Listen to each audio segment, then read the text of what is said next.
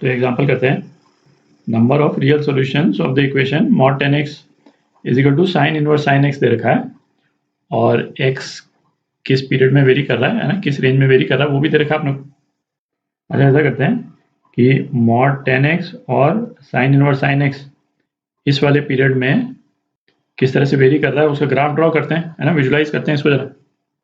तो 0 है ना, पाई इधर और पाई बाय 2। अच्छा, इधर भी पाई बाय 2 कर लेते हैं, पाई बाय 2 और माइनस पाई बाय 2। ठीक, तो sign inverse sine x pi by 2 और माइनस पाई बाय 2 के बीच में y is equal to x के बराबर होता है। तो ये जो स्लोप है इसकी y is equal to x, इसकी स्लोप जो है 1 है और पाई बाय 2 से पाई ये क्या हो जाता है, पाई माइनस एक्स, और ये माइनस पाई बाय 2 हो गया और यहाँ माइनस पाई बना देते हैं, ये माइनस पाई हो गया। ठीक है।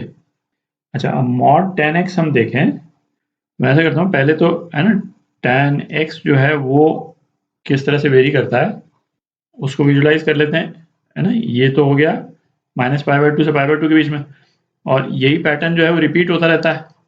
3 पाई बाय 2 से कैसे होगा, कुछ इस टाइप का, और यहाँ से इस टाइप का, है ना। ये तो हो गया tan x, पर चूंकि mod tan x है तो नेगेटिव वैल्यूज जो है वो नहीं होंगी, जो नेगेटिव वाला पोर्शन है वो कुछ इस टाइप से आ जाएगा, आप देख रहे हैं, इस टाइप से आ जाएगा, और ये वाला पोर्शन इस टाइप से आ जाएगा। ठीक, tan x के ग्राफ का जो नेगेटिव वाला पोर्शन है उसको मैं हटा देता हूँ।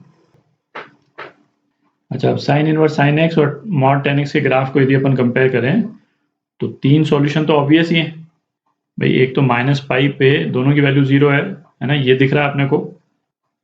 0 पे भी दोनों ग्राफ्स की वैल्यू 0 है और पाई पे भी दोनों ग्राफ्स की वैल्यू 0 है।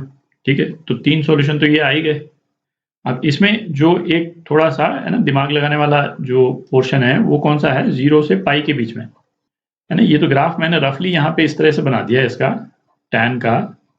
हमको सोचना क्या है यहाँ पे कि tan का ग्राफ कहीं इस तरह से तो नहीं जाता है, आप देख रहे हैं भाई, इन्फिनिटी तो जाना है। tan का ग्राफ जो है इस तरह से तो नहीं जाता है कि ऐसे करके और कहीं पे बीच में काटे और फिर ऊपर चला जाए, है ना। और फिर क्योंकि अब ये लौटेगा यहाँ से, तब ये इस तरह से लौटेगा, यदि इस तरह से जाता है तो, है ना, या तो इस तरह से जाएगा या ये y इक्वल टू एक्स वाली लाइन जो है इसके ऊपर ऊपर ही चला जाएगा, जैसा मैंने शुरू में बनाया था। दोनों में से कौन सी पॉसिबिलिटी है वो अपने को देखना है। ठीक, क्योंकि ये नीचे वाली ये वाली जो पॉसिबिलिटी यदि होती है तो अपने को 2 सॉल्यूशन और मिल जाएंगे, एक ये वाला और एक ये वाला, आप देख रहे हैं।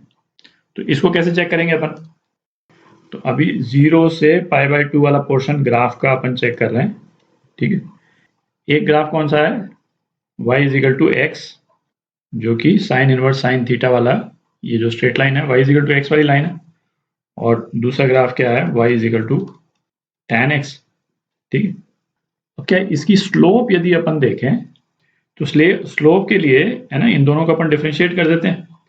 यदि डिफरेंशिएशन अभी तक आपने नहीं किया है तो इस एग्जाम्पल को आप बाद में भी देख सकते हैं, पर डिफरेंशियल के रिजल्ट से भी, है ना, आपको आइडिया तो लग ही जाएगा। तो आप इस सॉल्यूशन को तो देख ही लें।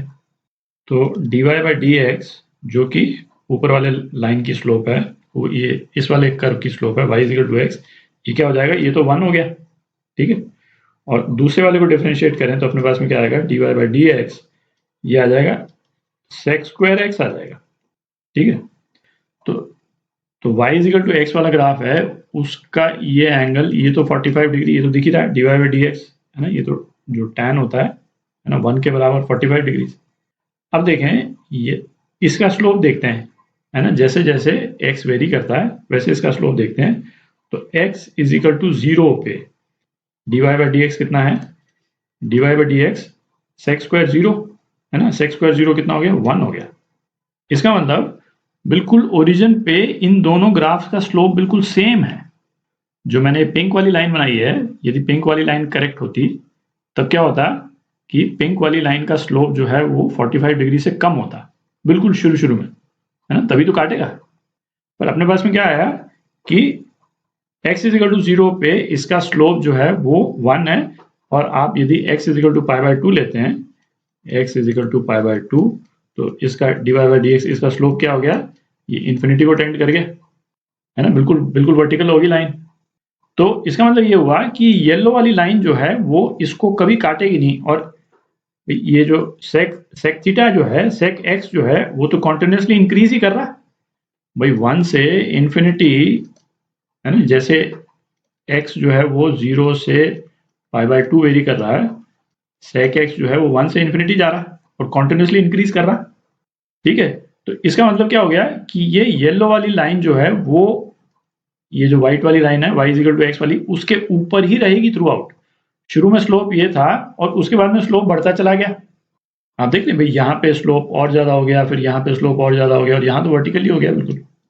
तो इसका मतलब ये है कि tan x वाली लाइन जो है इस वाले पोर्शन में इसको काटती नहीं है ना। तो ये पिंक वाली लाइन जो है ये इनकरेक्ट है ना, ऐसा नहीं होता है, ये व्हाइट वाली लाइन के ऊपर ही रहेगी थ्रू आउट येलो वाली लाइन, है ना। एक अच्छा रिजल्ट भी है ये कि tan x जो है वो x से बड़ा ही होता है इस वाले पीरियड में, है ना, 0 से 0 less than x less than π/2। तो अब अपने पास पॉइंट ऑफ इंटरसेक्शन जो है वो कितने हो गए, 3 हो गए, 1, 2 और 3, है ना। तो इसका सॉल्यूशन जो है कितने हैं, real solutions b part, 3 solution हो गए।